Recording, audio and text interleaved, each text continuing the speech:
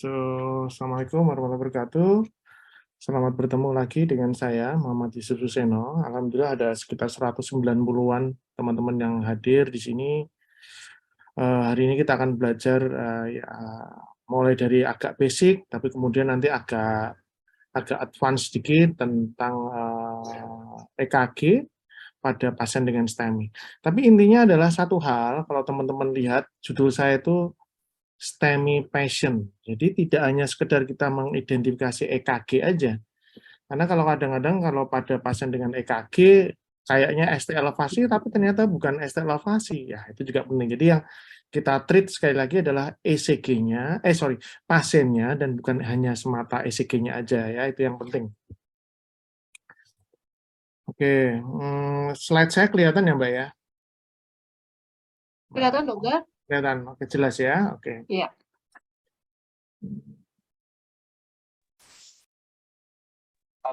Nah, enggak usah pakai video aja ya, biar enggak kelihatan. Oke,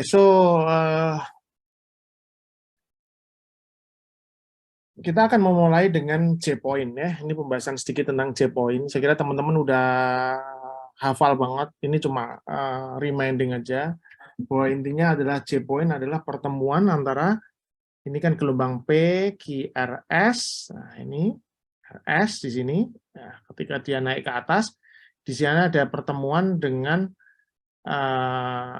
ST segmen. Nah, ini adalah J-point-nya di sini. Ada pertemuan antara gelombang QRS dengan ST segmen. ST segmen berarti dari akhir gelombang QRS di sini sama awal gelombang T. Ini adalah ST segmen. Nah, J-point ini di sini ya. Dan merupakan salah satu titik terpenting untuk mengevaluasi apakah pada pasien ini kita curigai ada suatu ST elevasi myokard infarct atau tidak. Dan ini kriteria dari guideline STEMI ya, bahwa di measure-nya kalau menurut ESD ini di J-point. Kalau ada ST elevasi pada J-point, ya, itu suggestive on ongoing coronary artery acute occlusion. Yaitu ketika ya kalau usianya di bawah 40 tahun itu 2,5 mili, ya ini di V2, V3, ya. Lebih dari 2 mili kalau 40 tahun, kemudian 1,5 mili pada wanita, 1,5 mili pada wanita, lead V2, V3. Kalau yang lain itu lebih dari sama dengan 1 mili sudah dicurigai suatu STEMI. Nah, ini ya sama aja, bahwa intinya ketika di bawah 40 tahun 2,5, tapi ketika 40 tahun lebih dari sama dengan 2 mili V2, V3 dan 1 mili di lead line. Lead line itu mana aja ya? Kalau wanita 1,5 mili. Nah, kecuali kalau V4R dan V3R itu 0,5 mili. Kalau kurang dari 30 tahun lebih dari 1 mili. Ya. V7 posterior lead itu 0,5 mili. Jadi kalau yang lain, kecuali yang lead right ventricle dan posterior itu 0,5 mm. Sekali lagi, kita bicara tentang J-point-nya. Titik poinnya ada di sini ya. Ini ST segmen, nah ini gelombang T di sini. Ya. Nah, ini J-point di sini. Nah, pertanyaannya kita mau ngukur di mana itu? Ini saya dapat dari blognya Dr. Sven Katesan ya. Apakah di J-point, apakah 40 milisecond, apakah 80 milisecond gitu. Tapi kalau beberapa penelitian menunjukkan bahwa 40 milisecond lebih baik atau 60 milisecond lebih baik. Tetapi guideline di sini memang bilang bahwa mereka sepakat tetap di J-point aja. Titiknya jadi di sini. Ya, tidak di 40 milisecond atau 80 milisecond. Sementara sampai saat sekarang seperti itu. Dan dibandingkannya dengan apa? Dibandingkan ST elevasinya ini dibandingkan dengan apa? Dengan TP segmen. T ke P segmen, TP segmen. Ya. TP segmen. Sekali lagi dibandingkannya dengan gelombang T ke P, ya, TP segmen. Ya. Ini adalah ST segmen yang nanti akan kita lihat. Nah, J-point-nya di sini. GRS, ini J-point di sini, ini ST segmen, ini gelombang T. Nah, ini adalah contoh pasien dengan ST elevasi. Ya, di sini, ST elevasi, J-point. Mbak Eva, kalau ada apa-apa, kalau misalnya aku di telepon aja ya. Baik, Dok. Ya, thank you. Nah, ini adalah ST elevasi, J point-nya di sini naik kan, jelas kan? Karena harusnya baseline-nya kan di sini. TP segmen. Nah, ini J point-nya naik di atas baseline namanya. Atau sebaliknya di sini. Ini turun. Dan harusnya kan baseline-nya di sini nih. T ke P segmen di sini, dia turun 3 kotak, kalau ini naik 4 kotak. Ya. Nah, ini adalah contoh normal ECG, di mana J point-nya betul-betul rata dengan gelombang T ke P segmen. Ini T ke P segmen di sini ya J point-nya di sini. Ini betul-betul lurus ya, betul-betul lurus ya, tidak ada peningkatan maupun penurunan. Nah, ini adalah teman-teman yang masih basic harus betul-betul tahu. Yang dilihat adalah terutama adalah J point. Nah, J point bisa normal seperti ini yang normal. Ini saya dapat saya ngambil dari PowerPoint-nya Dr. Yoga dari Malang. Ini yang normal, lihat ini TP segmen J point-nya di sini. Nah, ini adalah yang meningkat. Tidak semua J point elevasi itu suatu STEMI ya. Tapi ketika pasiennya ada nyeri dada, maka pikirkan dulu STEMI. Sebelum pikirkan oh ini bukanlah ini suatu early reposition atau yang lain, tapi tetap pikirkan dulu suatu STEMI. Ya, ini ada J point yang ST elevasi. Ini juga meningkat ST elevasi ya. Ini ST depresi turun kan jelas karena dia dibandingkan dengan T ke P segmennya dia di bawah tuh. Ini T ke segmen dia naik, ini juga naik. Nah, ini beda lagi ya. Ini ada J point tetapi ada J wave ya. Ini nanti kita bicara tersendiri. Sebenarnya sudah pernah kita bicarakan dengan Dr. Irfan waktu itu ya. Nah, ini J point kalau yang ST depresi itu bisa upslope, downslope atau horizontal. Ini di luar STEMI ya. Ini kalau downslope atau horizontal seperti ini itu makin khas untuk suatu iskemik. Tapi kalau yang upslope belum tentu. Nah, itu tadi tentang J point. Sekarang kita bicara tentang ST elevasi. Sekali lagi, J point ini dibandingkan dengan T ke P segmen. Kalau ada gelombang U ya ke U ke P segmen ya. Ini gelombang U, akhir dari gelombang U sama P segmen. T ke P segmen atau U ke P segmen. Ya. Jadi harusnya ST segmen ini kan J point-nya di sini harus sama horizontal plane sama ya rata dengan TP segmen. Nah, ketika ada ST elevasi, maka ST elevasi ini bisa bersifat konveks atau cembung ya, ini cembung atau cekung seperti ini. Nah, ketika kita ngomong khas ya untuk STEMI, semakin dia cembung atau rata gitu ya, itu kita makin curiga ini suatu STEMI. Ini dari satu penelitian, sensitivity 70%, 77%, dan specificity 97% untuk suatu STEMI. Sementara yang cekung seperti ini, dekok, ya, itu tidak terlalu khas untuk STEMI. Tetapi ketika kita mendapatkan ST elevasi dengan gambaran cekung, bisa saja dia STEMI. Ini ya, tidak boleh kita berasumsi karena ini cekung pasti bukan STEMI juga enggak. Ya. Karena ada beberapa pasien yang cekung tetapi juga STEMI. Ya. Nah, ini adalah contoh beberapa bentuk dari ST elevasi. Ya. Yang ini seperti ini, straight up slope seperti ini, horizontal atau kadang-kadang straight down slope. Nah, ini agak jarang. Ya. Oke, nah ini ya beberapa bentuk. Jadi memang bentuk-bentukan ini macam-macam ya, namanya manusia ya. Jadi kita yang bentukannya bisa konveks seperti ini, bisa agak lurus seperti ini, ada yang horizontal. Ya makin kayak gini makin kelihatan ya. Tapi yang jelas J point-nya udah naik. J point-nya udah naik ya. Apapun bentuknya, ketika J point naik maka kita harus pikirkan itu suatu STEMI dulu ya. Ini juga bentuknya seperti ini, cembung seperti ini ya, horizontal. Nah, ini disebut horizontal. Jadi cembung, ini horizontal ya. Ini yang cembung, ini horizontal ya. Kemudian ini dia menyebut sebagai oblik ya, seperti ini. Nah, ini cekung. Tetapi cekung dengan ST elevasi yang tinggi banget ya. Walaupun cekung ST elevasinya tinggi banget kayak gini ya, tetap suatu STEMI.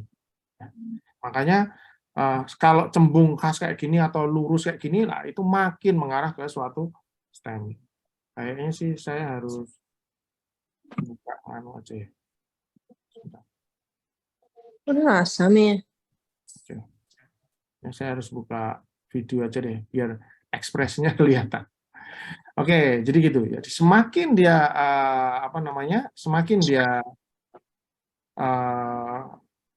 cembung semakin khas, tetapi meskipun cekung kalau dia tinggi elevasinya seperti ini ya ini tetap suatu STEMI. Ya. Oke. Nah ini kadang-kadang cekung seperti ini bisa aja suatu variasi normal. Nah itu bisa aja. Tapi kita ngomongnya ketika J-point-nya meningkat, kita harus pikirkan, apalagi pasiennya dengan khas nyeri dada, kita harus pikirkan dia suatu STEMI dulu ya, sampai kita buktikan tidak. Nah, kalau makin cembung kayak gini ya makin khas tuh. Apalagi sudah ada gelombang Q kayak gini. Ya. Ini J-point-nya juga naik, jelas ini juga ya. Bentuknya bisa macam-macam.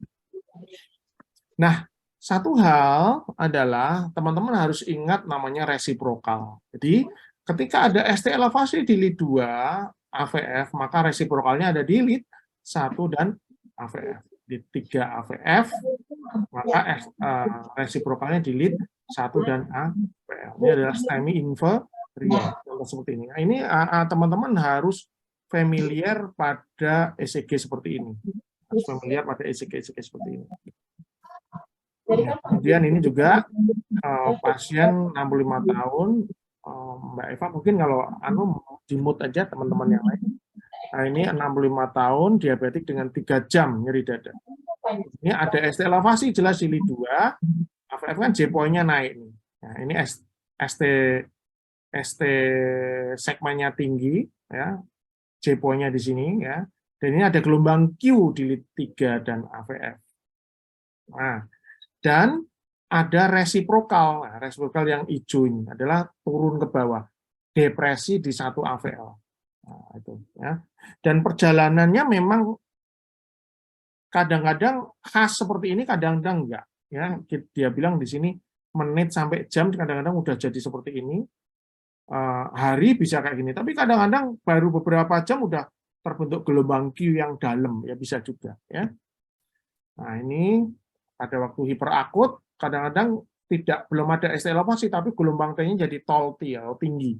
Tapi dibedakan dengan tol T-nya hiperkalemi, di mana tol T-nya pada STEMI itu gemuk, ya, dan dia simetris ya pada STEMI. Nah ini ST elevasi, kemudian berlanjut beberapa jam ada gelombang Q, makin turun ya, gelombang Q-nya makin dalam, ST depresinya turun. Nah kemudian ketika ada reperfusi PCI atau trombolitik atau tidak, itu kadang-kadang ya tetap akan terjadi T-nya akan ke bawah seperti ini. Kemudian setelah beberapa tahun, bulan atau tahun, T-nya akan balik ke atas. Ini adalah basic-basic dari ST segmen yang harus kita perhatikan. Ya. Nah, ini nanti ya ini dihafal aja, tapi sebenarnya tidak semua buku itu sama persis seperti ini. Misalnya kita nyebut V1, V2 itu septal. Kalau anterior berarti V3, V4. Kalau saya nyebut anterior itu ya V1 sampai V4 itu anterior. Tapi kalau anterolateral ini sampai 1 AVL. Kalau luas berarti V1 sampai AVL ya. Ini ada di salah satu jurnal ya. Inferior 23 AVF, lateral 1 AVL V5 ke 6. Nah, posterior, ini V7, V8, V9. Kalau RV, berarti biasanya ada di V3R, V4R, terutama V4R. Mana yang kena? Lah ini semua. Kalau anterior, mostly adalah LAD. Ya. Kalau inferior, sebagian besar adalah RCA. Lateral, biasanya adalah circumflex. Ya, tapi bisa juga lateral pada RCA, tapi sangat jarang. Ya. Kalau inferior, pada kira-kira 20% itu bisa pada circumflex. Nah, ini buku yang berbeda dari Baltazar, Dr. Baltazar. Beda lagi dia tuh. V1, V4 beliau sebut sebagai antroseptal. Jadi jangan terlalu fanatik lah pada satu kriteria gitu ya, nggak apa-apa. Tapi ini satu hal yang dipahami ketika V1, V4 seringnya LAD, kalau lateral kemungkinan bisa LCE, kalau luas banget bisa ke left main. 23 AVF 85%, RCA, LCE 10-15%. Nah, sekarang bagaimana cara kita mengidentifikasi pasien dengan STEMI as soon as possible? Kan time is muscle. Ya, latihan. Itu kuncinya cuma ada di sana. So, kita akan sedikit mengenali kalian, teman-teman melihat ya, ini pasien-pasien dengan STEMI. Sebagian pasien sebagian saya dapat dari jurnal maupun internet ya. Nah, ini contoh. Kalau ini dari slide-nya Dr. Yoga. Anterior STEMI kurang lebih 30 menit. Lihat di sini J-point-nya naik ke atas, ini J-point, dan dia jelas di atas TP segmen, meningkat seperti ini. Kemudian dia gelombang T-nya itu lurus ke atas memuncak seperti ini. Ya, ini khas banget suatu STEMI. Ini juga STEMI, ini STEMI khas banget ya. Nah, ini gelombang T-nya ST. Kalau ini gelombang J-point-nya enggak naik, tetapi dia ini gemuk ya, gelombang T-nya gemuk. Nah, dikombinasikan dengan temuan lain ya, dia merupakan suatu penyerta di sini. Dan satu khas yang AVL satunya enggak terlalu ya, tapi AVL-nya juga ST elevasi. Ini berarti kemungkinan di mana nih? Di proximal LAD ya. Bisa juga di left main ya. Tapi ini kemungkinan di LAD. Nah, lihat AVL-nya ini ST elevasi, maka akan ada resiprokal di inferior. Nanti ada gambarnya ya. Ini ketika onsetnya makin panjang ya akhirnya dia yang V4 tadi makin tadi yang cuma T gemuk sekarang ST elevasinya jadi tinggi. Nah, ini tinggi. Satunya ST elevasi tapi sedikit banget ya. Tapi ST depresi di 3 AVF. Jadi ini akhirnya jadi anterior luas. Ini juga pasien dengan nyeri dada. Bentar. STEMI nggak? Ya, jelas STEMI ya. Di sini J-point-nya naik, J-point-nya naik, J-point-nya naik. STEMI ada inferior juga, resiprokal. Ini nyeri dada, STEMI nggak? Kita lihat anterior, lihat V1. Lah ini J-point-nya naik, ini J-point-nya naik, ini J-point naik. ST segmennya ya jelas di atas baseline kan, baseline-nya TP segmen. Ini ya. Kemudian ini STEMI enggak? Ya, teman-teman lihat ini jelas STEMI karena J-point-nya di sini ya. Kemudian dia gelombang T-nya di sini tinggi, ST segmennya di sini ya tinggi, naik di atas baseline-nya ini ya. Ini jelas banget ya. Nah, gambaran-gambaran seperti ini yang memang teman-teman harus sering melihat dan sering hafal ya, hafal. Nah, ini pasien saya, STEMI enggak? Ada gelombang Q udah ya, tetapi ini J-point-nya di sini dan jelas ini di atas baseline kan J-point-nya. Nah, ini masih ada beberapa yang menyebut ini sebagai apa? Tombstone atau batu nisan karena ini sangat high risk terjadi suatu shock, cardiogenic, VT, VF dan lain-lain. Lihat ST elevasinya di mana? V2-nya V1 nggak terlalu, tetapi V2, V3, V4, V5, V6 nggak terlalu, tapi ST elevasi. Tapi satu AVL juga ST elevasi. Lihat ada ST depresi di LIT3 sama AVL karena dia resiprokal. Jadi inferior itu kan di bawah, lateral ada di sini. Nah, ketika di sini AVL ST elevasi, maka inferior akan ST depresi. Nanti sebaliknya juga demikian. Ini pasien saya lakukan primary PCI, ini LAD-nya total oklusi, kemudian kita lakukan PCI dengan hasil yang cukup baik. Nah, ini cukup baik. Kemudian ini pasien berikutnya, ini pasien saya juga 70 tahun nyeri dada 4 jam sebelum masuk rumah sakit ya. Ini juga STEMI karena dia lihat ini J-point-nya ada di sini meningkat di atas TP segmen. Kemudian ini gelombang ST segmennya jelas cembung banget, di sini besar ya. Ini gelombang T-nya itu gemuk. Nah, ketika melihat gelombang T yang gemuk seperti ini ya, ini adalah suatu STEMI ya. Kebetulan dia tidak ada resiprokal karena satu AVL-nya nggak nyampe. Jadi ini kadang-kadang kalau seperti ini saya sebut sebagai STEMI anterior ya. RCA-nya masih bagus. Nah, pasien ini saya loading Brilinta, aku nggak boleh nyebut merek ya, ticagrelor, heparin, aspirin di UGD. Kemudian waktu masuk cath lab itu nyeri dadanya udah berkurang. Nah, alhamdulillah ternyata udah ada perfusi. Nah, ini udah ada flow, tapi kemudian tetap kita pasang stent di sini ya, 1 stent. Nah, ini hasilnya cukup baik.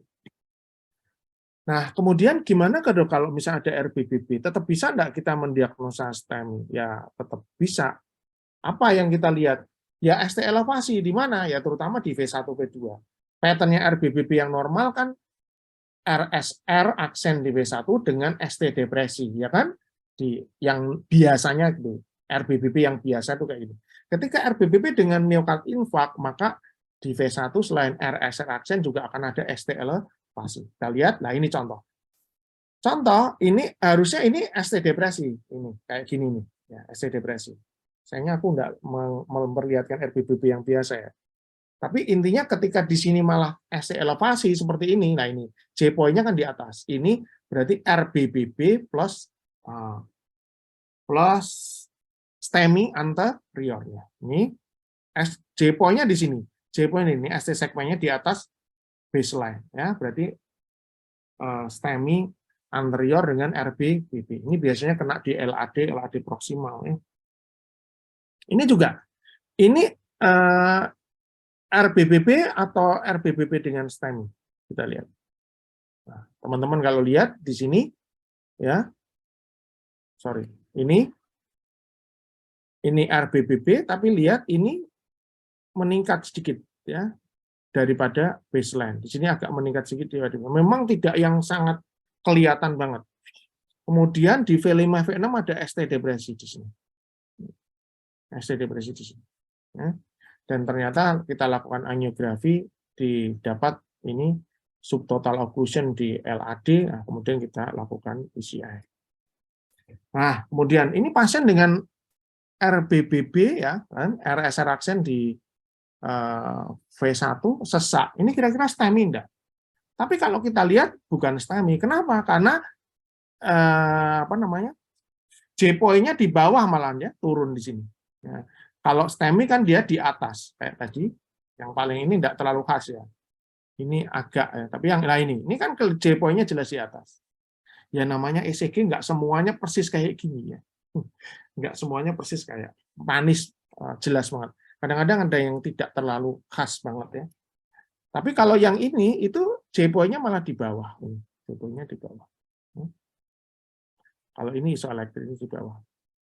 Jadi ini tidak ada suatu STEMI. Ini pasien dengan PPOK, RBBB. Nah, beda dengan yang ini. Ini ada STEMI enggak? Kalau yang di V1, V2 enggak ada. Karena memang STEMI-nya bukan di anterior. Di mana? Di inferior. Kita lihat nih, ST elevasi di L2, 3, dan AVF. Ini saya dapat dari blognya Dr. Smith ya. Nanti teman-teman bisa belajar sendiri. 2, 3 AVF ini ST elevasi. Jadi memang kadang-kadang ya untuk melihat ST elevasi ketika pasien nyeri kita nggak harus agak hati-hati detail sedikit. Nah, ini nggak ada apa-apa. Lah, ini ST elevasi nih, ini ya, ini ST elevasi. Nah, ini ST elevasi. Nah, ini diperjelas ST elevasinya yang merah-merahnya adalah ST elevasi. Ya. Ternyata ada oklusi di OM2, ya, troponnya meningkat. Nah, ini RBBB dengan ST elevasi. Ya, ini jelas ya, pattern RBBB, tapi ada ST elevasi di sini. Pattern RBBB dengan ST elevasi. Kalau RBBB yang normal kan kayak gini. RSR aksen. Ininya nggak belenduk begini. Oke? Kalau lihat teman-teman lihat ya ini. RSL, ini nggak turun ke bawah, tapi dia berhenti di atas. Dia melenduk di sini. Melenduknya apa ya? Ya semuanya lah, Pak. Gitulah. Ya, jadi ini, nah ini jelas banget ini suatu RBBB dengan STEMI anterior. Ini juga sama. Harusnya kan kalau RBBB yang normal kayak gini, lihat ini, RSR aksen kayak gini, ini turun sampai ke bawah. Nah ini lihat dia, nah ini mandek di atas J-point-nya, ini juga kelihatan mah. Ini juga, ini anterior juga, ya. Ini juga sama, ya. Ini RBBB dengan STEMI anterior, lihat. Nah, ya kayak gini memang harus banyak melatih mata. oh RBBB yang biasa kayak gini, oke, ini enggak ada apa-apa di sini, tapi kita lihat di sini, oh ini ada RBBB dengan stent. Nah, contoh ini pasien, saya ini pernah saya jadikan IG story, Bapak usia 60 tahun seminggu lalu nyeri dada. Saat ini keluhan cuma udah capek aja, dadanya kadang-kadang penuh, gitu ya. Dadanya tidak enak, tensinya 100/80 dan perokok. Ya, ini kalau kita lihat ya, ini RBBB ya, RBBB. Tetapi di sini ada gelombang Q di sini ya. Ini gelombang Q, ya, ini suatu anterior luas ya. STEMI anterior luas dengan RBBB. STEMI anterior luas dengan RBBB. Ya, cuma STEMI-nya udah seminggu ya, jadi udah agak turun ST elevasinya. Kita sebut sebagai recent STEMI lah ya. Kemudian ini pasien yang lain 71 tahun nyeri dada 2 jam sebelum masuk rumah sakit. Kalau ini agak lebih berat ya, karena kita lihat dia ST elevasi di V1, RBBB dengan ST elevasi anterior itu biasanya udah di proximal LAD itu. Nah, apalagi di sini ada ST elevasi di AVR. Nah, ketika ada ST elevasi di AVR, ini kita curiga suatu left main occlusion. Lihat nih RBBB, ST elevasi, ST elevasi, ST elevasi, ini enggak. Tapi di sini inferiornya 2-3 AVL ST depresi karena satu AVL-nya ST elevasi. Satu AVL-nya ST elevasi. Maka terjadi resiprokal. Ditambah AVR-nya ST elevasi nih, lihat AVR-nya ST elevasi. Jadi khas banget ini, pasti ini berat. Dan memang akhirnya pasien ini masuk ke dalam shock dan ternyata betul dia ada di left main. Oklusinya di left main ya. Pasien akhirnya ini meninggal. So, kalau ini anterior STEMI apa enggak? Ini pasien laki-laki datang ke poli jantung, 60 tahun, ini pasien saya. Riwayat PCI 3 tahun yang lalu hasilnya tidak dibawa. Pasien tidak tahu pasang di mana, tapi masalahnya pasien ini berhenti minum obat 3 bulan. Kita lihat ECG-nya ini STEMI enggak? Kalau kita saklek pada, sakleknya apa ya? Ya segitulah. Pokoknya kita betul-betul sangat patuh pada guideline, ini STEMI. Karena jelas ST segmennya, ya ini usianya berapa tadi? 60 tahun ya, di atas 2 mili, V2, V3 lebih dari sama dengan 2 mili kan, STEMI. Apakah benar STEMI? Nah itu. Nah, acuan dari guideline ini memang belum memasukkan kriteria untuk suatu LV aneurism, tapi nanti mau tak ajarin sedikit. Sebenarnya udah beberapa kali kita ulang ya, tapi ini mengulang sedikit, jadi Dr. Smith dan kawan-kawan itu ada kriteria LV. Jadi LV aneurism itu adalah STEMI-nya udah berlalu, tapi ada perubahan anatomi dari otot jantung yang menyebabkan persisten ST elevasi, walaupun kejadiannya bukan akut. Nah, kejadiannya bukan akut. Jadi terus caranya beda kayak nah, gitu. Nah, adalah ketika kita membandingkan tinggi gelombang T dibandingkan dengan QRS-nya. Besarnya QRS dibandingkan gelombang T-nya. T per QRS. Misal contoh ini, T-nya berapa? 6, QRS-nya berapa? 18. T per QRS 0,33. Kalau kurang dari 0,36 itu LV aneurism. Tapi kalau 0,36 atau lebih di V1, V2, V3 atau V4 itu suatu STEMI. Nah, pasien kita ini di lead, misalnya kita ambil di lead V2, lihat ini kan 2 kali lipat ya. Ini kan setengah ya, tapi ini enggak tak kalikan 2. Harusnya ini 6/24 ya. 3/12 kan 0,25. Jadi kurang dari 0,36. Maka kita curigai pasien ini bukan suatu STEMI tapi suatu LV aneurism. Dan menegakkan diagnosanya dengan echo, kita lihat di sini ya, lihat ini. Ini echo-nya ada kayak aneurisma di sini di apex itu ya. Kalau mau pasti ya cek troponin ya. Ternyata troponinnya naik tapi borderline. Nah, kalau kita suatu STEMI, apalagi sudah ada gelombang Q kayak gini kan berarti udah sekian lalu. Harusnya troponinnya sudah tinggi ya kalau itu betul-betul suatu STEMI, tapi masih borderline. Artinya ya ini troponinnya bukan karena STEMI tapi karena heart failure. Karena F-nya kan udah. Obatnya apa ya? Aspirin, bisoprolol, ramipril, atorvastatin, spironolactone ya. Obat untuk koroner sama heart failure. Hasilnya baik tanpa apa-apa. Nah, tapi teman-teman harus membedakan LV aneurism ya ini khas untuk klasik LV aneurism di mana gelombang QRS-nya dalam, ST segmennya sedikit kayak gini ya. Ini LV aneurism ya. Nah, Contoh yang lain dari aneurism ini, nanti ada contoh yang bukan LV aneurism ya. Ini adalah contoh juga pasien dengan nyeri dada nih, LV aneurism. Dan ECG-nya, kalau teman-teman nanti lihat pakai kriteria Dr. Smith, LV aneurism. Nah, lihat nih, 3/13, 2,5/12 ya. Nah, kita echo, nah, ternyata betul ada aneurism di apek dengan trombus tuh. Dengan trombus. Jadi ECG yang V1 sampai V4 itu adalah bukan ST elevasi, bukan STEMI, tapi LV aneurism. Tapi troponina naik borderline, ya. Pasien ini nyeri dada. Jadi diagnosanya apa? Karena ada nyeri dadanya khas, maka tetap kita diagnosis sebagai non-ST elevasi ACS. Ya. Treatmentnya ya DAPT, low molecular heparin, karena heart failure kita kasih ACE inhibitor, atorvastatin, beta blocker, nitrat IV, saya kombinasi dengan ivabradin. Kenapa? Karena dengan saya tambahin ivabradin supaya heart-nya turun tanpa tensinya turunnya, spironolactone. Kemudian beliau merasa lebih nyaman. Kita angiografi enggak? Ternyata tetap kita lakukan angiografi, tapi itu bukan primary PCA ya, beda. Karena kalau kita tadi diagnosa diastemi ya kita primary, karena kita non-ST elevasi ACS, ya kita bisa hari berikutnya 24 jam. LAD-nya bagus, jadi beliau dulu dipasang stent di LAD, tapi masih bagus. Nah, masalahnya adalah di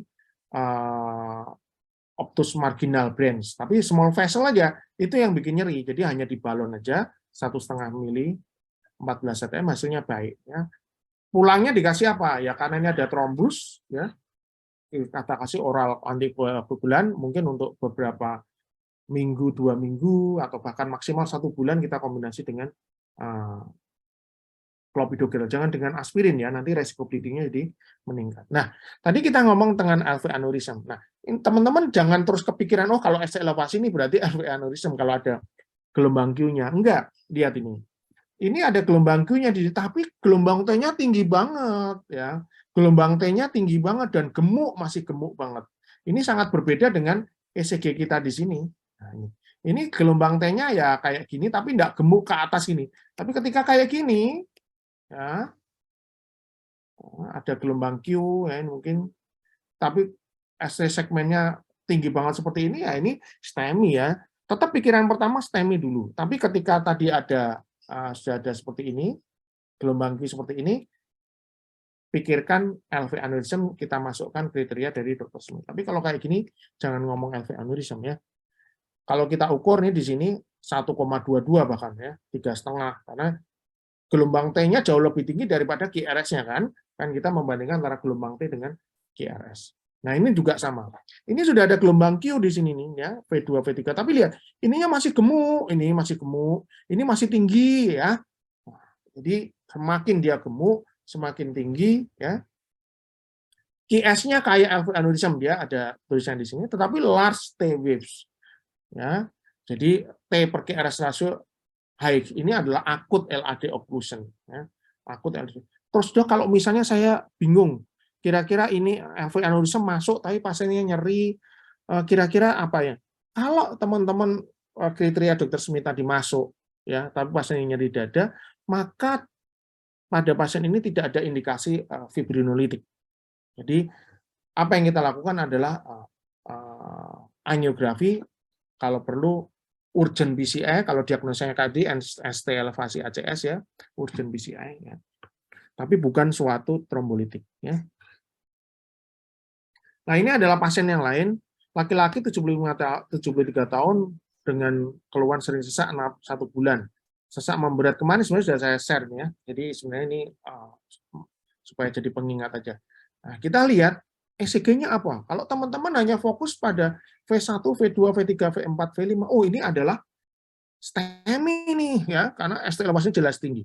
Tapi kalau teman-teman detail dan hati-hati, ingat, makanya kalau teman-teman belajar dari dasar, saya akan selalu meletakkan bahwa bundle branch block itu nomor 6. Nomor 7-nya baru koroner. Kan ada 7 langkah ya, kalau teman-teman, ya belajarnya macam-macam lah ya. Kalau teman-teman belajar dari YouTube saya, ada 7 langkah. Nomor 6 adalah bundle branch block, baru nomor 3. Pastikan nggak ada bundle branch block dulu. Nah, kita lihat, di sini ada pattern LBBB di lead 1 dan AVL. Memang lead V6-nya ketumpuk ya di sini. Tapi lead 1 sama FL ini LBBB. Nah, pada LBBB, apakah ST elevasi di V1, V2, V3 adalah suatu STEMI? Nah, kemarin sudah saya jelaskan, ini tidak. Jadi, memang pada LBBB ada namanya diskordan. Jadi, kalau pas dia QRS-nya ke atas, maka ST segmennya akan ke bawah. Yaitu memang hukumnya LBBB. Kalau QRS-nya banyak ke bawah, maka ST segmennya akan ke atas. Jadi, seperti ini.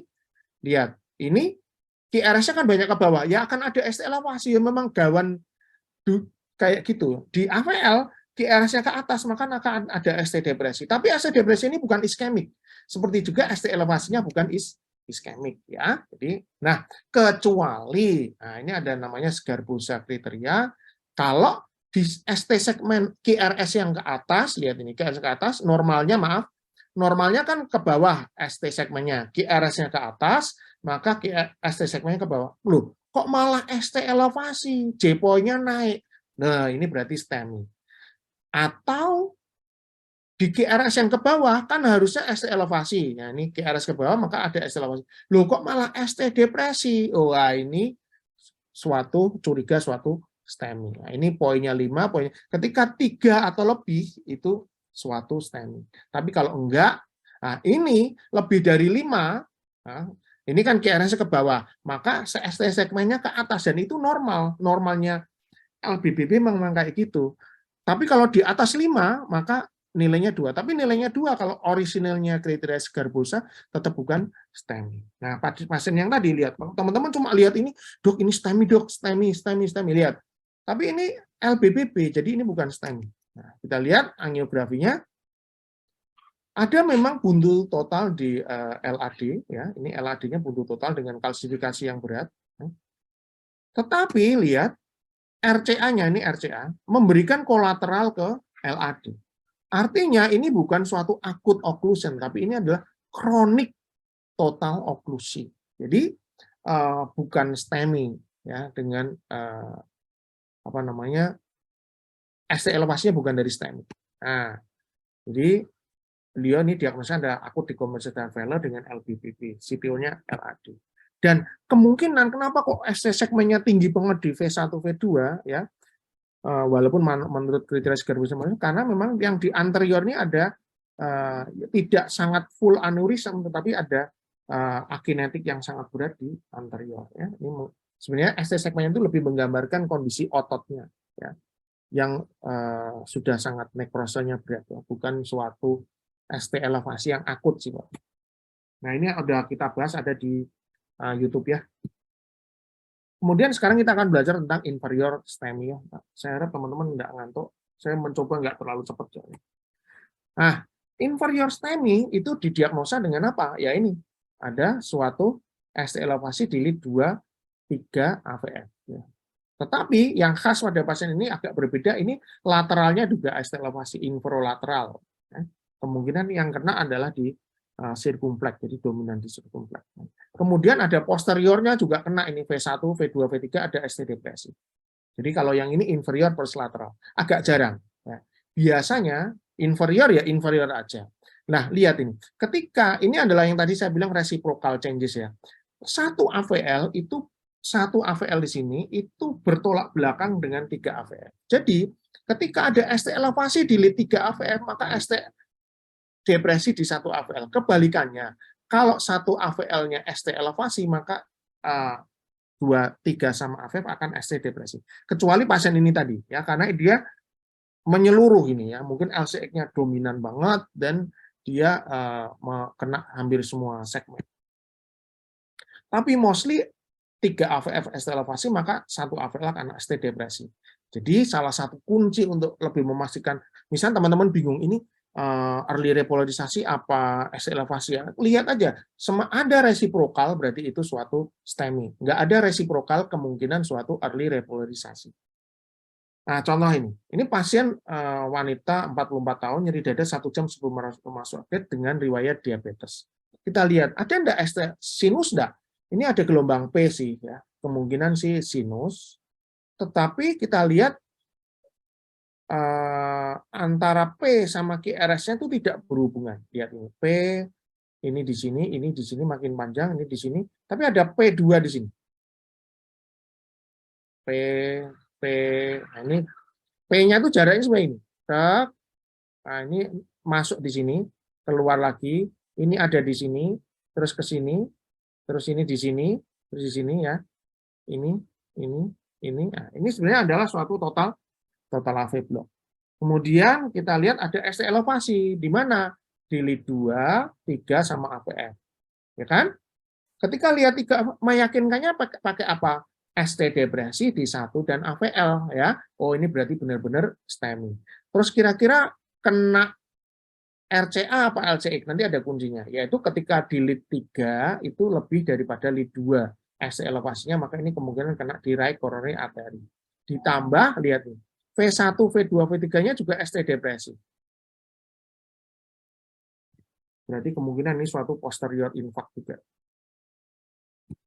Ya, ini ST depresi di sini, maka di sini ST elevasi. Atau ini ST elevasi, maka AVL-nya kan ST depresi. Nah, satu hal kenapa kok pada STEMI inferior sering ada AV block ya. Karena RCA di sini kalau dia kenanya di atas maka RV branch akan ikut ketutup kan kalau dia kenanya di proxima. Tapi kalau di sini di mid RCA ya RV branch-nya enggak kena. Tapi lihat di sini ada AV nodal branch. Jadi ketika nutupnya di mana aja itu ya bisa mudah terjadi suatu total AV block. Nah, satu hal pada STEMI inferior teman-teman harus ngecek RV lead ya, lihat nih RV lead di sini V1, V2, V3, V4, V5, V6.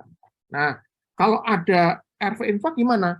Curiganya kalau ada ST elevasi di V1 atau ST elevasi di V1, ST depresi di V2. Ini spesifik untuk RV infarct, sangat spesifik. Atau ST elevasi di lead 3 lebih tinggi daripada lead 2. Nah, kita harus ngecek tuh lead ventricle kanan. Ya.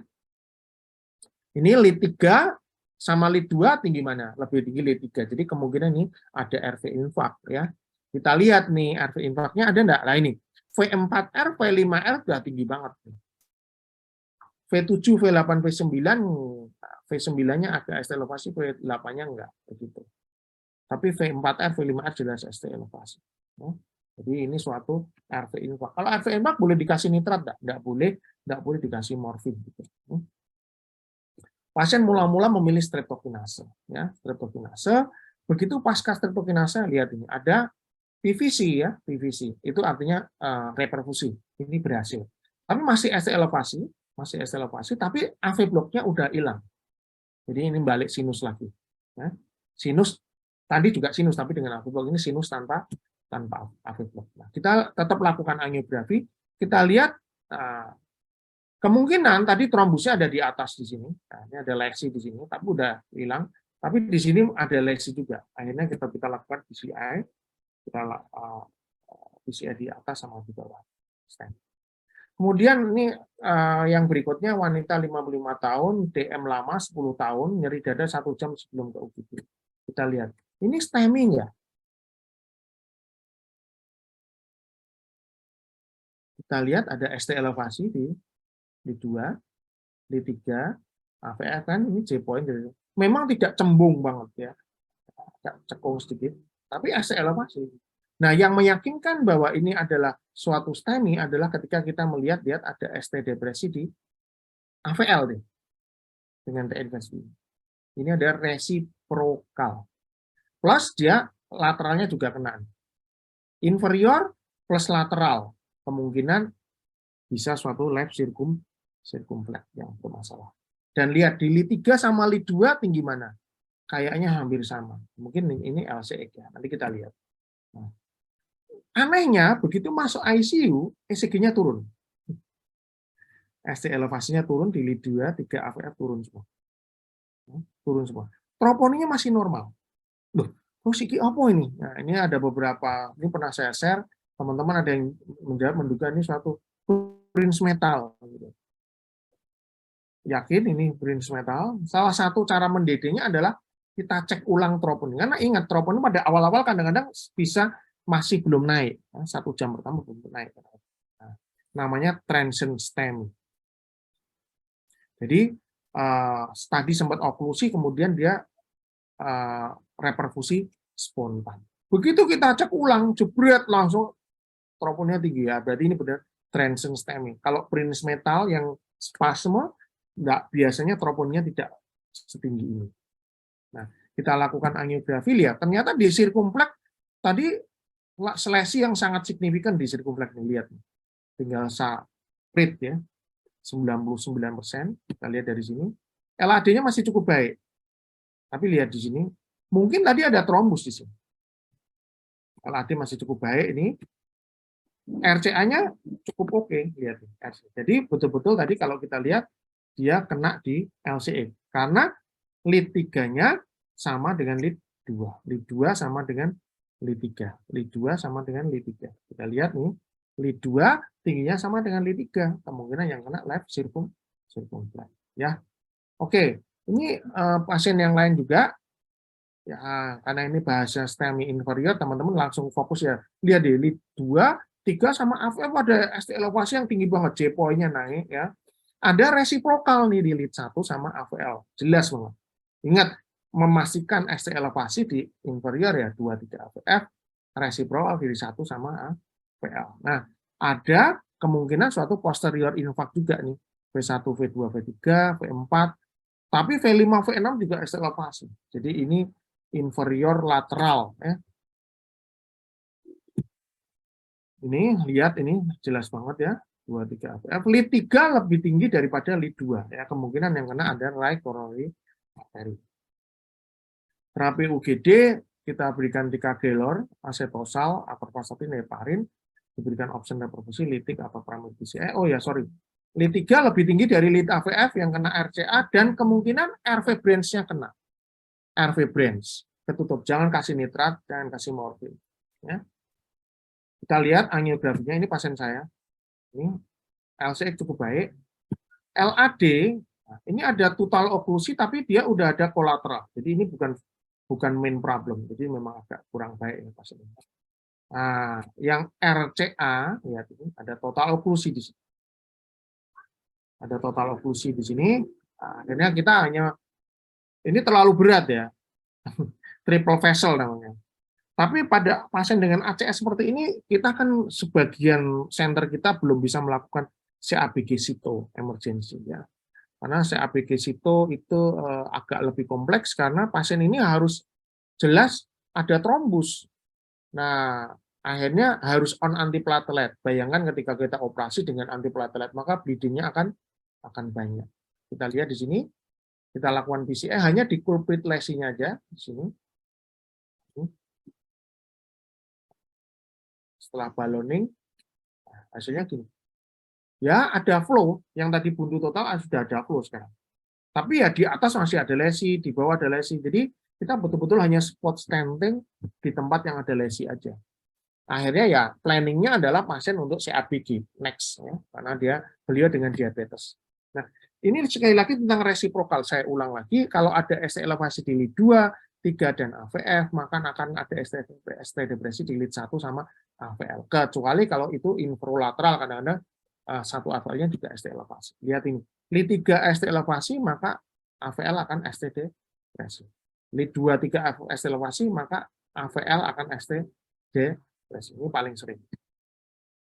Nah, ini kita lihat, ini kira-kira STEMI inferior enggak? Ini jelas, karena di atas 1 mili ya, lebih dari sama dengan 1 mili, ini lead inferiornya 3 sama AVF, khas banget ditambah dengan ST depresi yang jelas di V1 sama AL, inferior. Ini inferior infarct enggak? Iya, inferior infarct. 2, 3 AVF, 3 sama 2 hampir sama, ya. Ada posterior juga V1, V2 ST depresi, kalau dicek suatu lead posterior kemungkinan juga ST elevasi di posterior. Ada ST elevasi di V5, V6. Jadi ini inferior lateral ya. Infralateral. Kalau ini lead 3 sama lead 2 ST elevasi, ada ST depresi di 1 AVL. Ada ST depresi di V1, V2, V3, kemungkinan juga inferior dan posterior ya. Lead 3 lebih tinggi dari lead 2, jadi kemungkinan suatu right coronary artery. Ini hampir sama. Ini STEMI enggak? Ini. Kalau teman-teman melihat di sini enggak begitu kelihatan banget ya. Ini enggak terlalu kelihatan. Di 3 AVF enggak kelihatan. Ini tapi AVF-nya agak ST elevasi. Tetapi ada ST elevasi di tempat lain. Di mana? Nah ini V5 sama V6. Ini lateralnya yang terutama yang dominan di lateral ya. Nah, ada beberapa STEMI inferior yang sangat teman-teman juga harus hati-hati, yaitu kalau ada subtle elevasi di lid 3 atau melurus ST elevasinya di lid 3 itu, ST segmennya itu melurus, ada ST depresi di AVL dan beberapa pasien bradikadi. Ini kemungkinan juga suatu STEMI inferior, walaupun belum di atas 1 mili. Ya. Nah, ini sama mengulang yang tadi, lihat ini.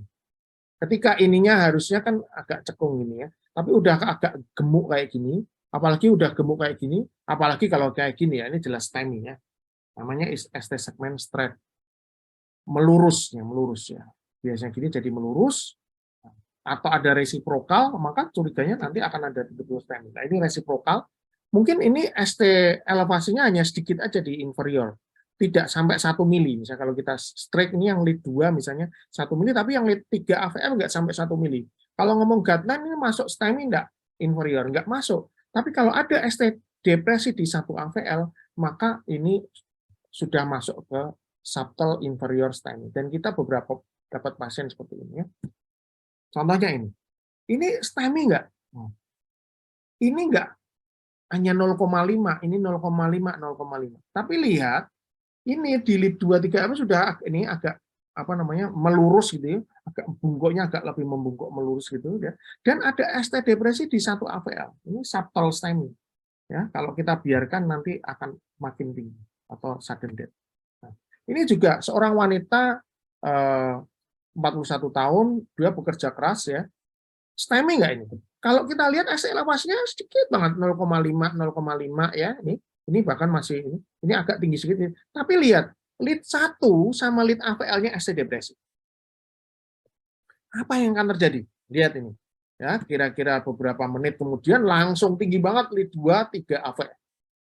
Maksud saya, kalau kalian nggak bisa mendiagnosa ini sebagai ini, tulislah sebagai subtle STEMI, laporkan ke DPJP, dok, saya curiga ini STEMI karena ada ST depresi. Tidak semua dokter setuju dengan istilah subtle STEMI, ya itu satu. Karena ada yang sangat saklek dengan guideline sehingga ini tidak masuk.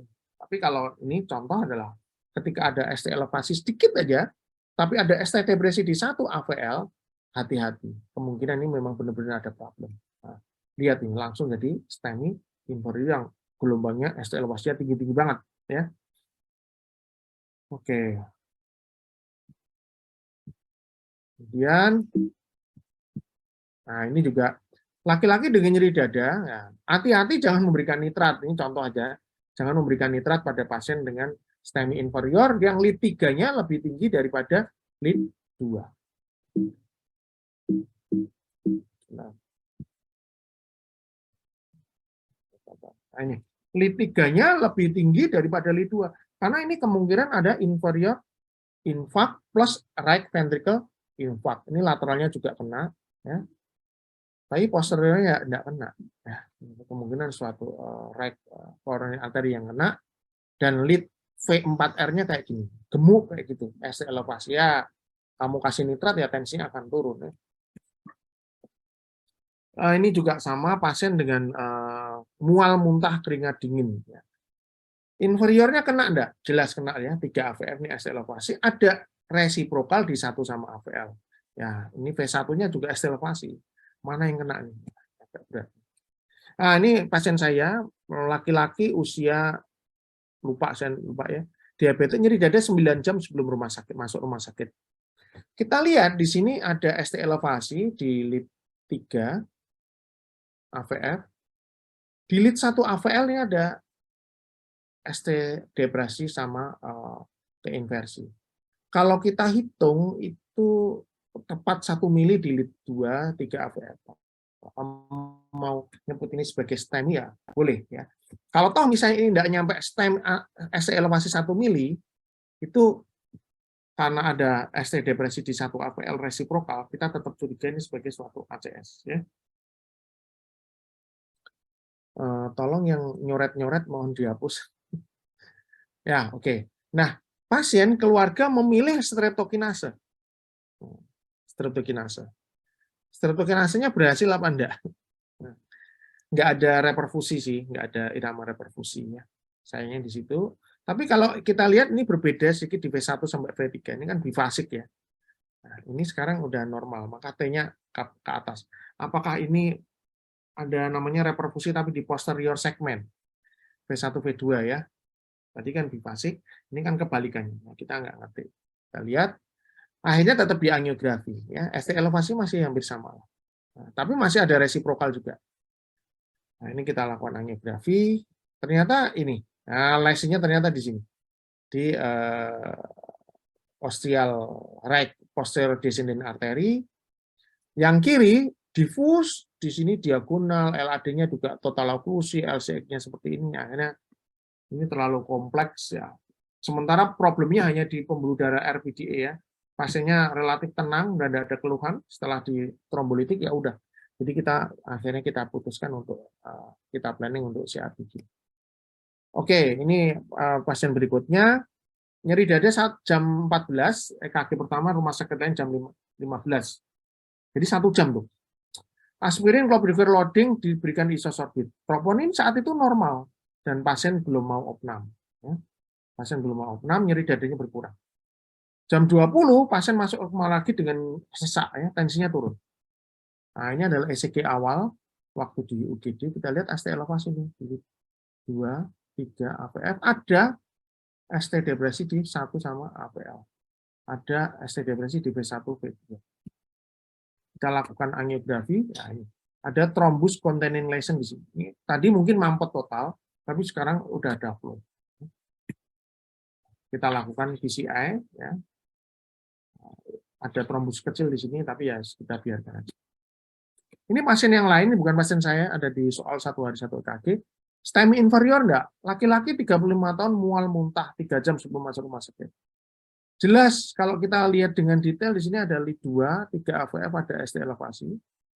Dan yang meyakinkan bahwa ini ST elevasi adalah ada ST depresi di 1 sama AVL. Nah, ini ada suatu STEMI. Walaupun ini sangat kecil ST elevasi. Mungkin di sini 0,5, ini 0,5 atau paling normal ini 1 mili. Jadi mau bilang STEMI enggak, tapi ada resiprokal. Dan yang khas apa? Nah, ini gambarnya kurang jelas ya, maaf. Tapi ini hubungan antara P sama QRS itu enggak berhubungan. Jadi si P jalan sendiri. P jalan sendiri. Nah, ini enggak ada P-nya. Ini P-nya di sini. P-nya di sini. P-nya di sini. P-nya pendek di sini kan. Harusnya kalau misalnya AV blok derajat 2 misalnya kan harusnya makin panjang makin panjang. Ini kak malah cukup panjang makin pendek kan enggak mungkin. Jadi ini total A. Akhirnya kita lakukan PCI. Sebelumnya dipasang dulu temporary pacemaker di sini. Teman-teman nggak bisa mengandalkan bahwa ini bukan STEMI karena nggak masuk ST elevasi, nggak masuk guideline. Harus 1 mili lebih gitu.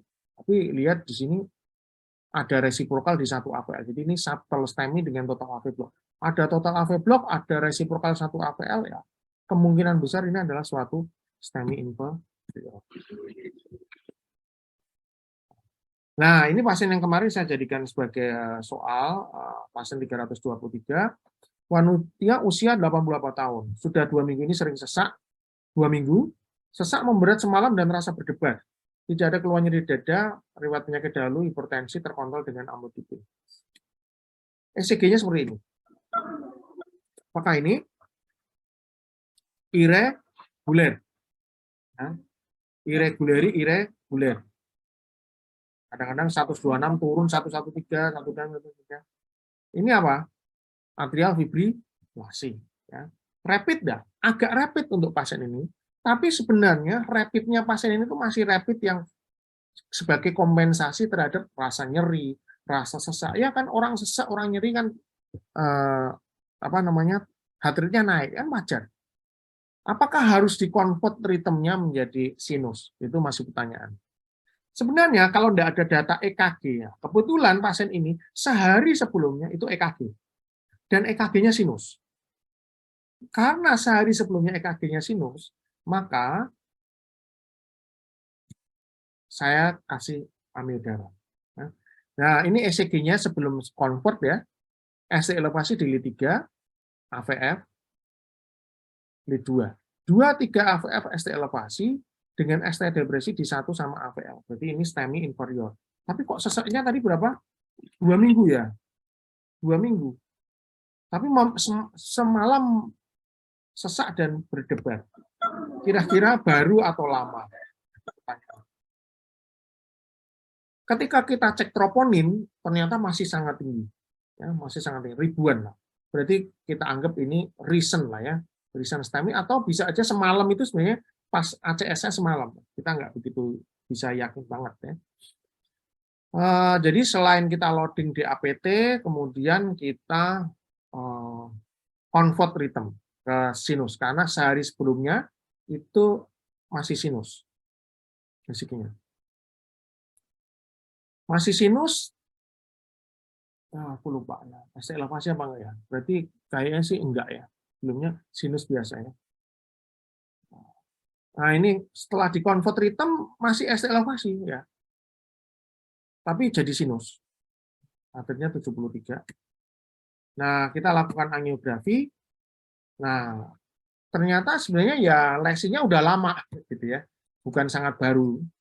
Tetapi mungkin kemarin oklusi nih di sini. Yang sekarang ada flow di bawah sini.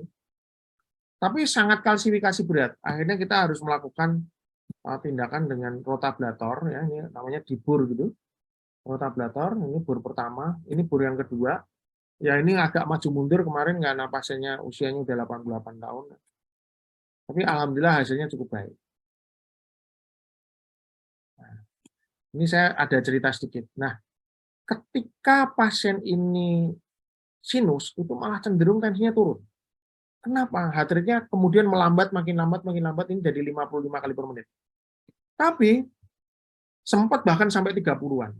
Karena waktu itu saya berpikir untuk maintenance kita coba berikan beta blocker low dose. Begitu dikasih beta blocker low dose langsung jepret, heart rate-nya turun.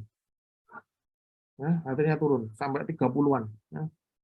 Jadi pasien ini sebenarnya AF-nya sekali lagi adalah mekanisme kompensasi dari kondisi jantungnya yang berat. EF-nya turun banget pasien ini 20 sekitar 20-an%. Akhirnya terakhir ya saya biarkan AF seperti ini tidak usah diapa-apain. Pulang dengan kondisi AF. Pulang akhirnya beliau kan memang paroksimal ya. Heart rate-nya ya segini aja tanpa rhythm control. Jadi tidak saya berikan obat anti aritmia untuk mengontrol heart rate-nya enggak. Biarin aja. Karena ini semua adalah mekanisme kompensasi dari heart failure-nya, dari kondisi jantung. Kalau kita tekan, ini tensinya malah jadi turun. Jadi sinus tapi malah turun. Karena beliau kemungkinan karena faktor usia udah 88 tahun sudah ada sick sinus syndrome juga ya, sehingga kalau sinus malah jadi brady. Kalau AF beliau bisa cepat sehingga tensinya bisa cukup baik. Nah, ini yang menarik yang kemarin sempat saya share di IG story adalah tentang Saktin dan Tombstone ECG. Jadi ini laki-laki 75 tahun, riwayat hipertensi, diabetes, dan gangguan ginjal. Tiba-tiba pingsan, nadi tak teraba, kira memonitor di UGT-VT, dilakukan DC shock. EKG pasca DC shock seperti ini, kita lihat. Apakah ini? Ini adalah, teman-teman harus lihat gambar ini dan masuk ke kepala, ini adalah bukan gambaran pasien dengan hiperkalemia ya. Ini adalah gambaran pasien dengan STEMI. STEMI apa? STEMI inferior. Lihat di lead 2, 3 AVF. Ya, itu ST elevasi. Di 1 AVL, ST depresi. Cuma memang ini adalah gambar yang namanya SACVIN atau sirip U. Kenapa? Karena mirip sirip U. Ya ada beberapa yang menyebut lain, ada lambda, ada triangular, QR. Jadi intinya adalah ketika gelombang QRS itu dengan ST segmen itu menyatu. Nah ini, kita agak sulit menentukan ini QRS atau ST segmen. Tapi yang jelas khas adalah lihat ada resiprokal di 1 sama AVL tuh. Ininya ke atas 2 3 AVF, 1 AVL-nya ST ke bawah ya. Inferior V1, V2, V3 ya.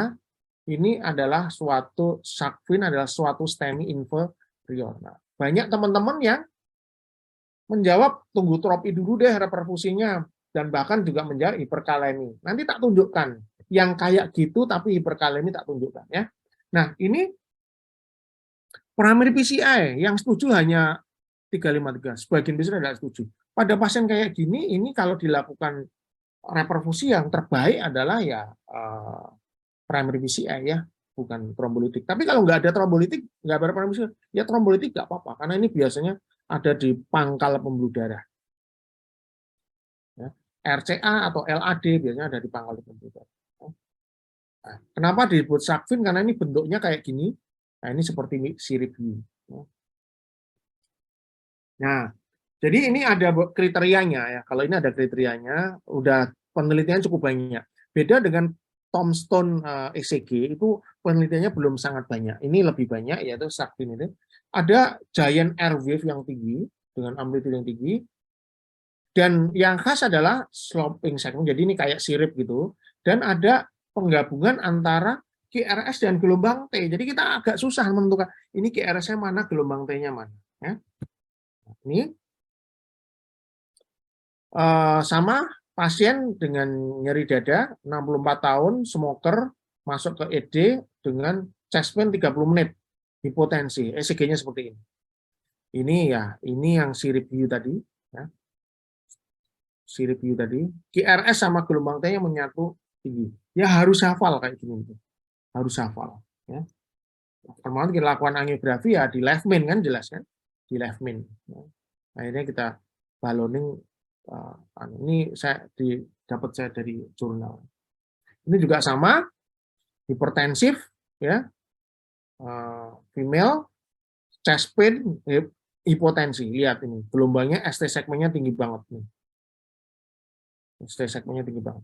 Ada resiprokal, satu AVL-nya ST elevasi, maka ada resiprokal di 3 AVL. Jelas ini suatu ST elevasi miokard infark anterior luas ya, dengan sakvin. Kita lihat ada lesi di left main. Kita lakukan PCI. Ada lagi pasien 48 tahun, ya, chest pain, sesak dan lain-lain. Ada 20 pack year, 20 tahun ya. 20 pack per tahun ya. Nah, lihat ECG-nya kayak gini. V1, V2, V3 ini yang sakvinya di sini. V3, V4 terutama ya. Tapi ini STEMI nih. J-point-nya jelas naik yang ini. Nah, kalau kayak gini pada sakvin kayak gini kan kita agak susah menentukan J-point-nya yang mana. Agak susah menentukan J-point-nya yang mana ya. Karena QRS sama gelombang T-nya itu menyatu, segmen menyatu. Nah, ketika ada kayak gini, ini adalah sakvin seperti itu ya. Kalau ini jelas ya, ini ST segmennya kelihatan jelas ini ya. Tapi ini disebut sakvin juga sama dilakukan trombolitik. Nah, setelah trombolitik membaik ya, tapi tetap STS elevasi juga. Oke, ada yang menyebut lambda wave, giant air wave, nanti bisa baca sendiri ya. Agresif reperfusi. Ya.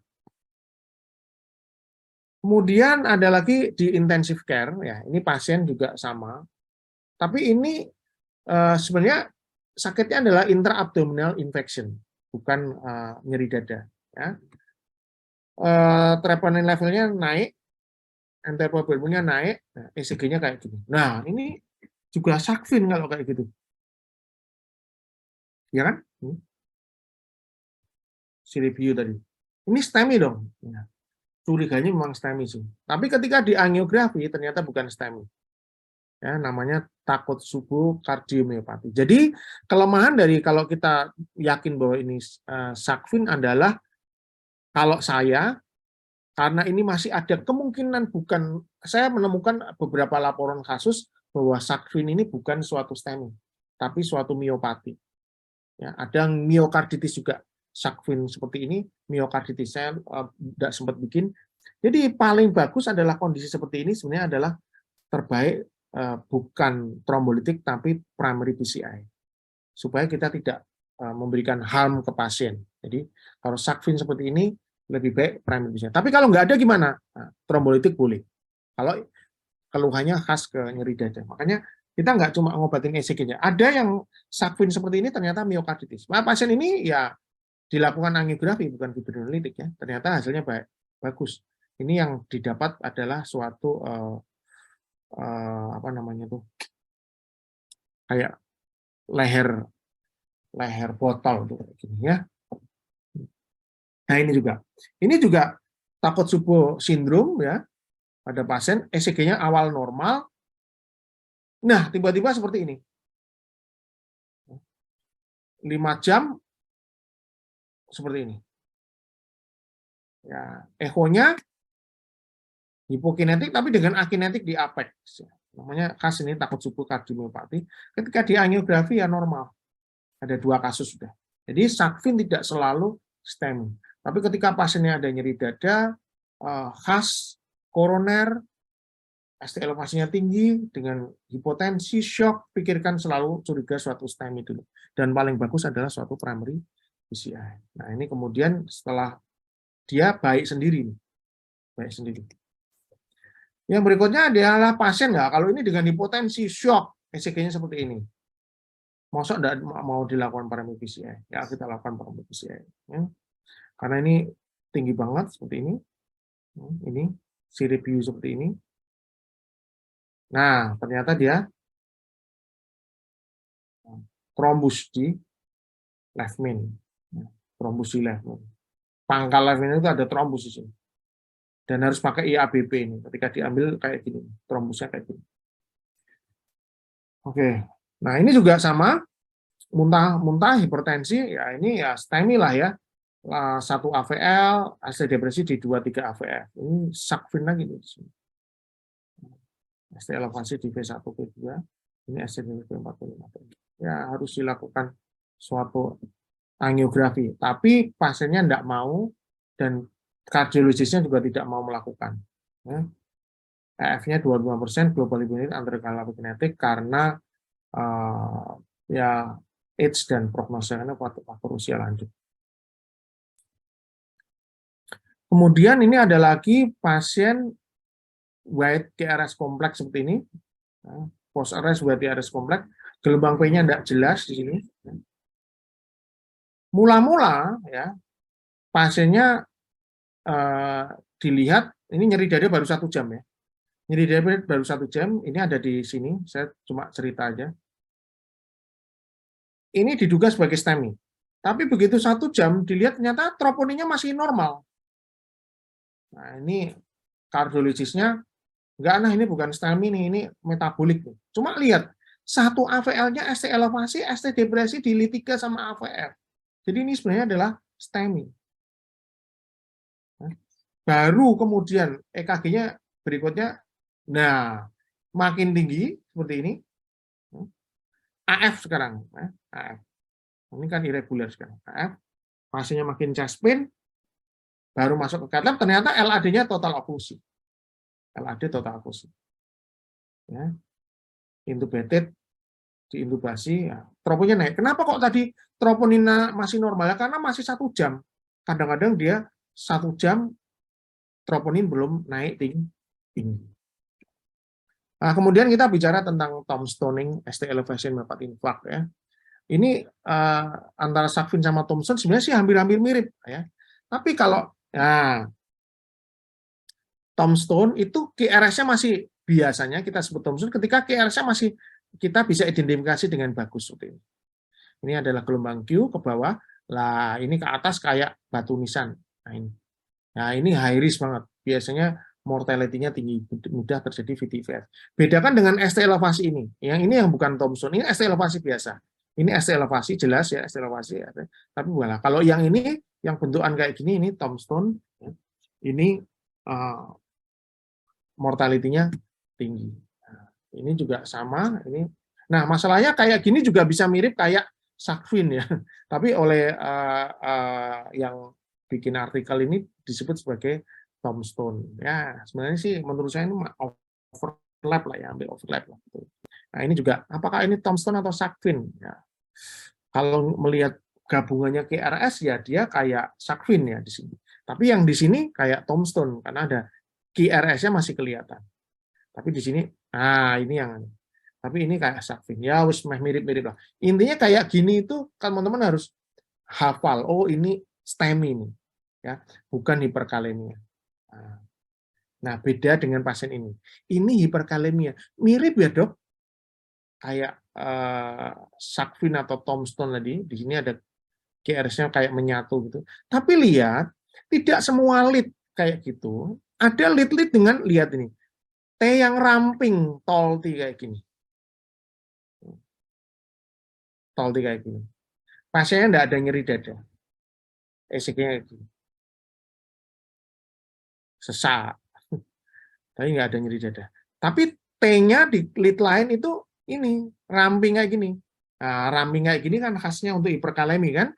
Kalau teman-teman ingat kayak menara Eiffel, ya, itu hiperkalemi. Nah, ketika kalemia mulai turun, nah ini yang kayak Sakvin itu udah nggak ada lagi nih, udah. Ketika normal ya kayak gini, normal. Jadi ini adalah pasien dengan hiperkalemi.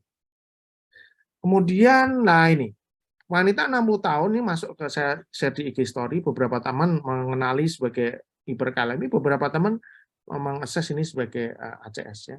Riwayat hipertensi, anemi, tensinya 200 ada anemi, tensinya tinggi, oh ini CKD. Sesek ya jelas maksudnya sesek. EKG-nya kayak gini. Nah, ini memang kalau kita lihat ini J-point-nya naik. Ya, J-point-nya naik. Tapi gelombang T-nya itu tidak gemuk. Gelombang T-nya itu kurus dan tinggi seperti ini. Ya, ini adalah pasien dengan hiperkalemia. Oke, saya kira itu yang bisa saya sampaikan buat teman-teman semua. Udah hampir berapa jam? 1 jam lebih ya. Alhamdulillah masih ada 294 teman-teman yang gabung. Semoga nggak bosen. Kalau ada pertanyaan saya coba jawab ya. Ini saya lihat di chat ya. Ini karena dulu itu banyak teman yang ikut bantu 1 hari 1 kaki, tapi karena sekarang pada sibuk-sibuk. Malam dokter, ini Mas Hendri ya. Sebentar. Saya stop share dulu ya. Oke, biar kelihatan. Di mana ya? Oke, saya stop share dulu ya. Oke, so saya akan coba jawab ya pertanyaan teman-teman. Kalau nggak bisa jawab ya mohon maaf. Silakan kalau ada pertanyaan, tapi ya jangan banyak-banyak, udah malam. Oke, malam dokter, izin bertanya, pasien LBB dengan CAD angiografi dengan pemasangan stent. Jadi pada pasien tadi itu bukan akut, ya. Ototnya udah menipis di segmen anterior, jadi kita harus pastikan apakah ini kira-kira viable apa enggak. Jadi pasien itu saya kirim untuk dilakukan viability study, biasanya dengan MRI atau thallium scanning. Jadi dari situ kita baru tentukan kira-kira perlu kita lakukan revaskularisasi apa enggak. Karena kalau ternyata udah nekrose berat, ya kita nggak usah diapa-apain, ya obat saja. Karena apa yang kita lakukan juga tidak banyak bermanfaat pasien. Oke, kemudian Mbak Cynthia, laki-laki 70 tahun keluhannya lemas, ada keluhan nyeri dada tidak khas 7 hari yang lalu. Elevasi ST-DV 1V5, peninggian 2 mm, peninggian 2 mm di lead prekordial. Sebentar. Tidak ada lesi resiprokal. STEMI lock tonsil dengan totologi LAD bisa apa? Kalau anterior kadang-kadang memang nggak ada resiprokal, Mbak. Anterior kadang-kadang nggak ada resiprokal.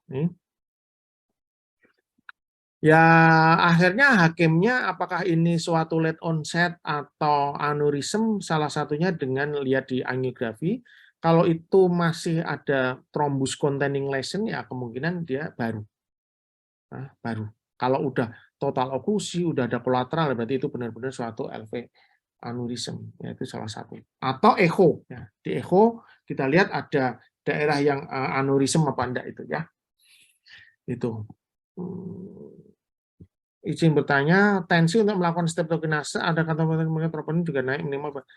Jadi kalau kita di sini pakai hystrop-I, kita pakai 100, ketika di atas 100 ya kita tetap curiga suatu ACS STEMI. Tapi klinis misalnya kita ikuti ya, ternyata hari ini kita cek 100. Besoknya ya tetap 110 atau 120 ya, mungkin itu dari Hartwell, bukan suatu STEMI. ya. Kalau misalnya pasiennya dengan iskemik gitu ya, ada iskemik atau tadi ada LV aneurism dicek ya, tapi kalau ngecek bolak-balik kan duitnya entek. Jadi akhirnya ya eko kita lihat aneurism LV-nya gimana dan lain-lain, kalau kita pikirkan ini ke arah STEMI atau enggak. Gitu. Tensi gimana, Dok? Kalau saya semakin pasien itu shock, itu semakin ada indikasi dilakukan reperfusi. Kalau teman-teman nggak ada suatu primary PCI, tetap masukkan steatokinase berapapun tensinya. Itu kalau prinsip saya. Ada itu penelitiannya kemarin waktu di IG story sempat saya share, ada penelitian pasien dengan shock tetap dilakukan streptokinase. Ya karena kalau nggak dilakukan streptokinase berarti tetap oklusi total, kita berharap dengan streptokinase akan memperbaiki flow oksigenasi ke otot, pompa jantungnya membaik. Kalau nggak diapa-apain, didongake ya akhirnya mortality-nya tinggi. Oke, pasien STEMI untuk 12 jam, tensi di atas 60, kontraindikasi pemberian nitrat. Kalau 12 jam, itu kalau nitrat, ya biasanya RP infak itu memang akan membaik ketika sudah 12 jam lebih, Mas. Ya. Jadi ya kalau Anda mau ngasih nitrat, mungkin boleh, tapi dengan dosis hati-hati. Kalau saya, ya, kalau pasiennya enggak nyeri, ya coba anti hipertensi yang lain deh, ya, jangan yang nitrat dulu. Kalau menurut saya sih gitu. Ya. Tapi memang teoritis di atas 12 jam itu sudah right ventricle itu termasuk cepat pulih terhadap infak. Cepat pulih terhadap infak. Mas Rahmat, apakah boleh hipertensi menunggu hasil lab karena aksesnya sudah tidak tersedia dan jika kalau saya, kalau ini dari pasiennya itu apa namanya, baseline-nya memang CKD atau memang HD situ bukan rutin HD atau pasien tadi udah anemis, tensinya tinggi, ini kemungkinan ginjalnya tinggi banget, GRS-nya seperti itu, saya blind lakukan koreksi hiperkalemi, saya lakukan blind. Gitu. Daripada kita tunggu, akhirnya VT, ya, kalah lebih berat. Apakah RBPB atau suatu proses anatomis yang berbeda? Ya, ada RBPB dia makin berat, biasanya ada di proximal LAD atau left main, RBPB. Ya. Osteal proximal LAD atau left main. Makin RBPB prognosnya ada RBPB dengan STEMI berarti prognosinya makin kurang baik. Kenapa pasien dengan hipotensi tidak disarankan untuk melihat? Karena kalau udah ada hipotensi, teman memberikan nitrat, ini ada pertanyaannya, kalau hipotensi boleh dikasih nitrat enggak? Ya harus hati-hati karena nanti apa namanya bisa makin hipotensi kan, nitrat kan menyebabkan tensinya turun. Kemudian Mbak Fadilah nih ada tidak ada SPJP. SP tidak ada. Ya kalau tidak, ini kebetulan tidak di ACC untuk melakukan cardiac synchronous cardioversion pada SVT tidak stabil. Kalau saran saya berikan amiodaron. Ya diupayakan tetap dikonvert ya. Cuma kalau Anda memberi Herbeser kok nyebut merek ya. Diltiazem, maka ya hati-hati tensinya akan makin turun. Mungkin amiodaron tidak terlalu membuat tensi daripada diltiazem ya. Harusnya sih synchronous cardioversion, itu agak susahnya di situ. Kemudian ada Dr. Igusti Riningrat. Kita ulang setelah berapa lama? Biasanya setelah 1 jam. Ya, kita ulang setelah 1 jam. VTVF. Kalau VTVF ya harus di kardioversi dan di devib. Tapi kalau hanya non sustain VT, misalnya fibrinolysis ada non sustain VT, ya itu reperfusi. Tapi kalau sustain VT, ya hemodinamik tidak stabil ya kardioversi. Apalagi kalau VF ya harus di devib. Gitu. Mas Rian atau Mbak Rian, antikoagulan dok, fondaparinux, pilih mana? Saya kalau di UGD saya pilih heparin aja. Satu lebih murah, ya potensinya hampir sama lah dengan yang lainnya. Saya kira sih kita harus hemat ya di dunia yang lagi prihatin seperti ini. Fondaparinumab diberikan terutama kalau pasien non ST elevasi ACS. Tapi kalau STEMI, heparin atau LMBH itu lebih baik ya. Kemudian ada Dr. Mariana. Pasien dengan riwayat jantung sebelumnya atau bisa terjadi pasien kasus baru. Ya, jadi akan lebih yakin kalau ini pasien bilang, dok saya pernah serangan jantung dulu, dok saya pernah PCI dulu. Nah, ini kemungkinan suatu LV aneurysm. Tapi kalau enggak gimana? Bisa aja ini pasien silent infarct ya, dia nggak tahu. Kemudian saat ini datang ke kita dengan ECG seperti itu. Ya kalau dia ada nyeri dada ya kita harus pikirkan minimal suatu NC elevasi ACS. Tapi gimana kalau pasiennya stabil? Masuk dikasih trombolitik. Apalagi kalau kita masukkan kriteria Dr. Smith tadi masuk ke LV aneurysm. Ya mungkin kita echo dulu. Lihat benar-benar ada aneurysm. Jadi intinya ketika ada kriteria masuk ke kriteria Dr. Smith ya echo kita nggak kesusu gitu untuk melakukan suatu primary PCI. Jangan dilakukan trombolitik ya kalau masuk ke kriterianya Dr. Smith untuk LV aneurysm.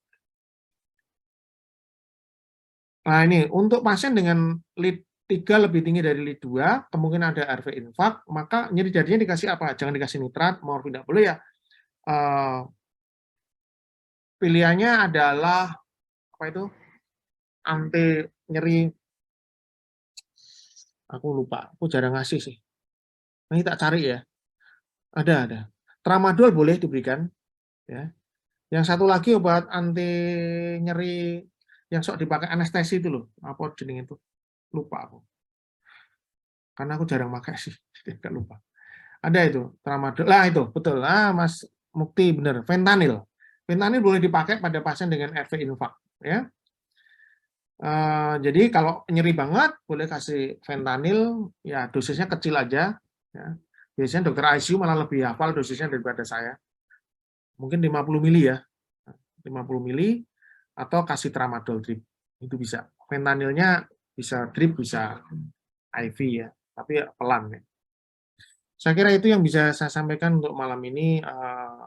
Terima kasih sudah gabung di webinar 1 hari 1 EKG. Mohon maaf kalau tadi agak mundur-mundur ya karena ada satu dan lain hal. Semoga bermanfaat. Wassalamualaikum warahmatullahi wabarakatuh.